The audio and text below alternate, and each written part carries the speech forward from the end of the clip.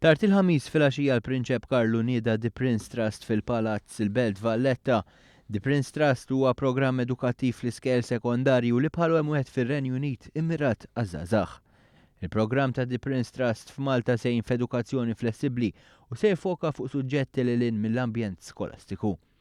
Iż-żgħażagħ li se jieħdu sehem f'dan il-programm mistennija jingħataw spinta u jtejbu l-awtostima tagħhom stess. Dan il-programm se jkun introdott f'7 skejjel inferxin madwar Malta u Għawdex u għandu l-appoġġ tal-Ministeru tal-Edukazzjoni.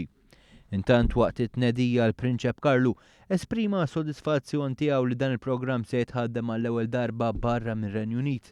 Spjega li Malta kienet l-għażla naturali biex dan it-trust jibda jitħaddem għaliex pajjiżna għandu rabta speċjali mal-Gran Brittanja. Just makes me enormously proud to think that the small project that we launched in 1976 has grown to the extent that we can now offer support and assistance to people around the world.